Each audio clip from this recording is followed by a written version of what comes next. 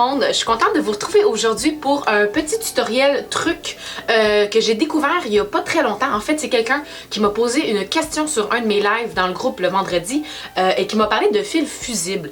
J'en avais déjà brièvement entendu parler, mais pas énormément, puis ça m'a vraiment rendue très curieuse de l'essayer et de découvrir c'était quoi, puis pourquoi, surtout, on l'utilisait. J'ai fait deux plages, j'étais allée à la Grange du Tissu et au Tissu Roger, et je n'ai pas trouvé à la Grange du Tissu, il y en avait chez Tissu Roger, ils venaient d'en recevoir, puis ils se demandaient vraiment à quoi ça servait. Fait que j'ai l'impression qu'il n'y a pas beaucoup de monde qui savent exactement c'est quoi. Le plus gros à savoir sur le fil fusible, c'est que c'est un fil qui fond à la chaleur et qui va venir faire une espèce de colle. Ce qui va faire en sorte que ça va venir faire un assemblage temporaire pour nous éviter de venir mettre des épingles par après. Important à savoir aussi, c'est que ça se met seulement dans la canette. On va pas mettre ça dans le fil du haut, seulement dans le fil du bas. Un peu comme un fil mousse qu'on vient faire, qu'on vient installer là, pour venir faire une couture plus extensive. On va venir utiliser le fil fusible, je pense surtout pour quand on va venir poser du biais. Parce que le biais, pour qu'il soit posé de la bonne façon, on va souvent utiliser beaucoup d'épingles pour être sûr que ça soit partout parfait. Fait que ça va vraiment être intéressant de venir l'utiliser pour éviter de mettre là, ce nombre d'épingles-là. Et le biais, on va surtout l'utiliser pour quand on va faire des accessoires pour la maison, des accessoires pour enfants, des vêtements pour enfants, et aussi des fois pour des barres de jupes circulaires. Fait que ça peut vraiment là, devenir intéressant de venir utiliser le fil fusible pour ce genre de projet-là. Fait que le fil fusible, c'est simple, c'est que moi, habituellement, de ceux que j'ai vus, ça va être de la marque Gutermann. Et comme je disais tantôt, là, c'est un fil qu'on va venir mettre seulement dans la canette. Et étant donné qu'on va venir le poser avec le billet, je vais venir vous montrer là, vite comment moi je viendrai le faire avec le fil fusible. J'ai du tissu pour faire mon test. Ça va seulement être pour faire un exemple. C'est pas pour un projet quelconque, mais peu importe pour le projet que vous allez vouloir l'utiliser, ça va être à peu près de la même façon. Sachez que le billet, vous pouvez l'acheter déjà tout fait ou vous pouvez vous en faire un vous-même. Je vais vous laisser aussi un petit lien vers le vidéo que j'ai pour comment faire son propre billet. Vous pouvez l'avoir de différentes grandeurs, soit que vous allez décider vous-même déterminer de sa propre longueur. Si vous le faites vous-même, sinon en commerce, là, on va le retrouver de différentes largeurs. Moi aujourd'hui, j'en ai un quand même petit, mais vous pouvez en avoir un. Vous pouvez en avoir là, beaucoup plus grand. Ce qui est important, premièrement, à savoir quand on parle de billets, c'est que quand on le regarde d'un côté ou l'autre, il y a une différence. Ici, il y a un côté qui est plus long. J'ai un petit côté, comme vous voyez, qui dépasse ici, comparativement à quand je le retourne de l'autre bord, qu'il n'y en a pas. C'est le côté le moins long qu'on va venir coudre en premier. Fait qu'on va venir se mettre endroit contre endroit sur le bord qui est le plus étroit. Donc, ce côté-là, c'est ce que je vais venir mettre contre mon endroit. Fait que ça va être important là, de venir choisir le bon côté pour quand je vais venir m'installer. Fait qu'avant même d'aller m'installer à la machine, je suis venue couper mon tissu un peu en rond parce qu'habituellement, c'est là où est-ce que c'est plus difficile de venir assembler un billet. C'est quand on va venir dans un bar qui est rond parce que c'est plus difficile de faire un rentrer, retourner, piquer sur des barres comme ça. Fait qu'on va être porté là, à venir mettre un billet pour faire une plus belle finition. Fait que je me suis fait un exemple dans un bar rond avec un petit tissu printanier parce que c'est bientôt le printemps. En tout cas, j'espère. Et là, je vais venir prendre, comme je disais, mon côté le plus étroit. Et c'est ce que je vais venir mettre endroit contre endroit en le dépliant au complet. Fait qu'il était plié en deux comme ça. Mon bord le plus étroit il est de l'autre côté parce que je vais venir le mettre comme ça, endroit contre endroit. Je le déplie une fois. Puis là, je vais le déplier après ça sur le bord que je vais venir coudre. Et c'est dans ce pli-là, le deuxième pli, pas le pli du centre, le pli le plus à droite, du bord le plus étroit, que je vais venir piquer. Fait que je vais venir m'installer bord à bord avec mon billet. Là, vous pouvez vous épingler, vous pouvez y aller là, comme vous voulez. Là, moi, je vous avouerai qu'habituellement, je ne m'épingle pas. Je vais juste placer bord à bord tout le long.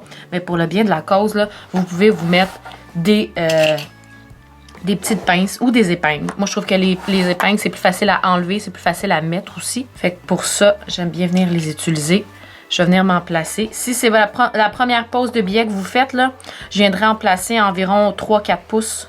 Et comme dans n'importe quoi, si c'est votre première fois dans quelque chose, que ce soit pour un fermoir, une pose de billet, un bar quelconque, là, peu importe. Moi, j'aime bien là, venir me prendre des échantillons de tissu et venir faire un test pour m'assurer que je maîtrise bien la technique et que je trouve pas ça trop difficile.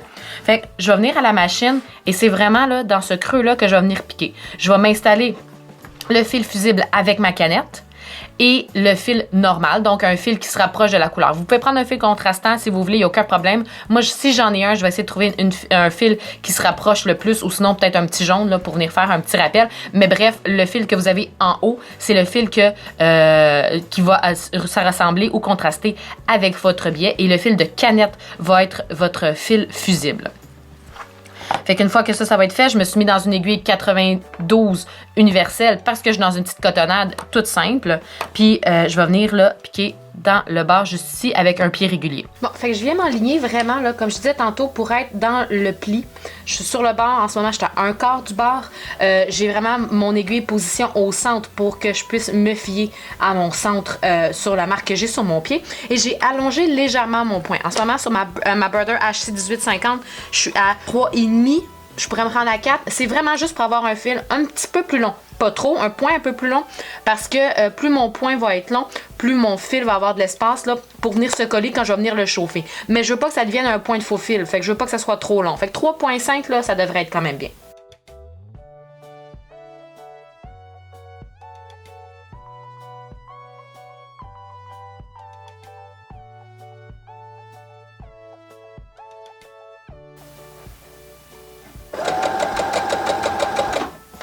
Et là, j'ai coupé mon billet parce que je voulais vous montrer. Habituellement, quand on vient poser un billet, c'est dans quelque chose de rond, c'est quelque chose qu'il n'y a pas de début ou de fin habituellement. Fait qu'on va souvent avoir à venir faire notre jonction.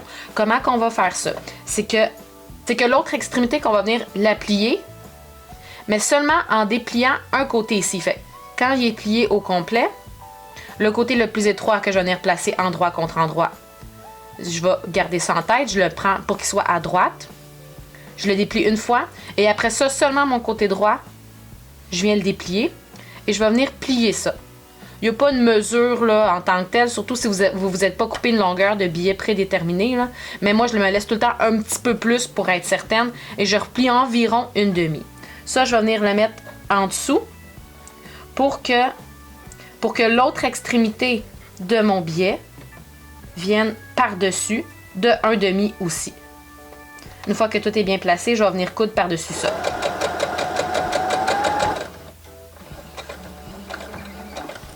Et voilà. Habituellement, je finirais là par contre. Parce que là, moi, je me suis fait une jonction juste pour que vous puissiez voir comment je le ferais. Ça serait là, vous feriez votre point d'arrêt tout simplement.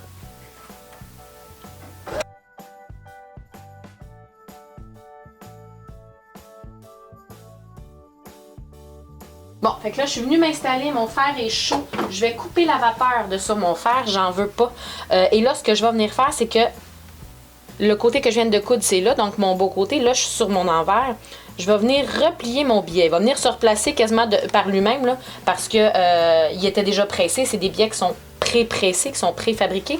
La même chose que si vous l'aviez fait par vous-même, là, il vient reprendre sa forme. Fait que ce qu'on va venir faire, c'est qu'on va venir le replier et on va venir presser pour venir faire activer là, ce qu'il y a de thermocollant. Donc, la chaleur va venir activer cette colle-là et ça va tout venir coller notre billet pendant qu'on va venir le presser. On va y aller petit peu par petit peu, on prend son temps pour s'assurer que ça soit collé vraiment partout. On reste pas trop longtemps. Moi, ce que je vous conseille, c'est de mettre le fer, d'attendre quelques secondes, de venir regarder si c'est bien collé. Si c'est pas assez collé, on vient le remettre encore un peu. Et là, on fait attention. Parce que là, mettons, par exemple, moi, ici, j'ai un petit fil qui dépasse. Quand je suis venue le couper à ma machine, je ne l'ai pas coupé à ras. Mon fil thermocollant, je vais venir le couper à ras. Parce que ça, je veux pas que ça déborde de mon billet puis que ça vienne se coller sur mon fer. C'est pour ça que j'ai laissé le plus long côté sur l'envers. Parce que, étant donné que ce côté-là était plus long que le côté étroit que je suis venue mettre endroit contre endroit, bien, vu qu'il est plus long, quand je vais venir le retourner, je sais qu'il va dépasser la couture que je viens de faire. Et je veux qu'elle dépasse parce que je veux que mon billet vienne se coller sur le dessous, donc sur le fil de canette, mon fil thermocollant. Je veux qu'il vienne s'accoter là-dessus. Donc, c'est pour ça que le côté le plus long du billet vient se mettre sur mon envers. Là, j'y vais vraiment petit peu par petit peu. Ça me donne rien d'aller trop vite. Là, je viens m'installer, je bouge pas. J'attends quelques secondes. Une fois que ça c'est fait, je vais juste venir soulever mon fer et je viens juste m'assurer que ça l'a bien collé. Ça l'a bien collé. J'ai laissé assez de temps. Ça l'a bien agi. Je vais continuer.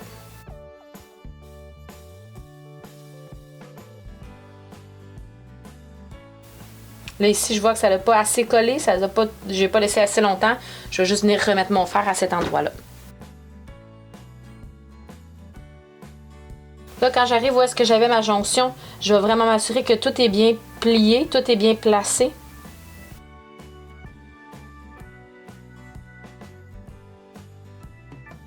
Pour ce qui est de la température, je suis vraiment venue respecter le type de tissu que j'utilisais. Je suis dans une cotonnade, je me suis mis à coton, à la chaleur coton sur mon fer. C'est pour ça que c'est intéressant d'avoir des fers à repasser avec un petit rappel à quelle chaleur on doit mettre pour quel type de tissu, quel type de fibre.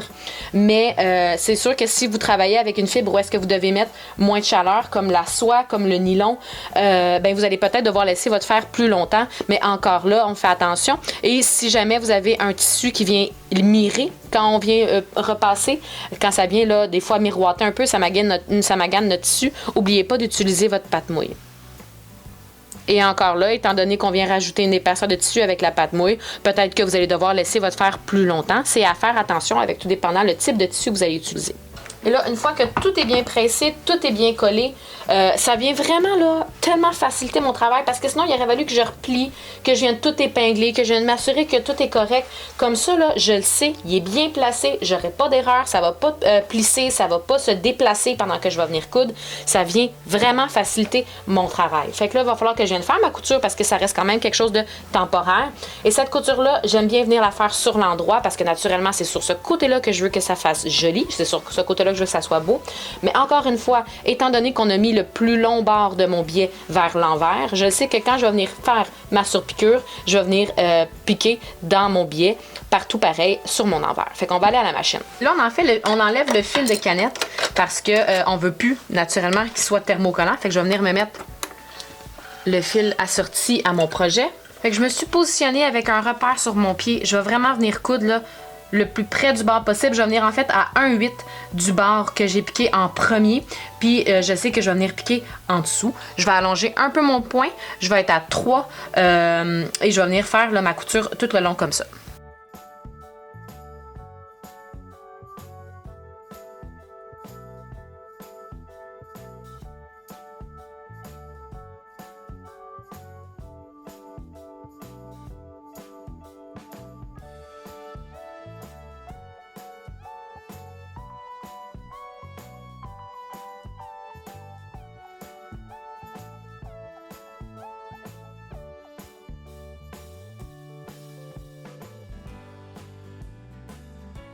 Et voilà, c'est tout pour le petit tutoriel d'aujourd'hui. C'est super simple, une petite astuce à utiliser. Puis honnêtement, le fil fusible, c'est magique. C'est vraiment à avoir dans son arsenal parce que ça vient vraiment faciliter la pose de biais. Quand habituellement, ça peut peut-être être un petit peu compliqué, surtout quand on vient en poser là, dans du tissu extensible. Fait que ça peut vraiment être super intéressant à avoir. J'espère que vous avez aimé. J'espère que ça va répondu aux questions de celles qui se demandaient c'était quoi ça, un fil thermocollant. Ben c'est à ça que servait la vidéo d'aujourd'hui. J'espère que ça vous a aidé et on se revoit très bientôt pour d'autres trucs de couture.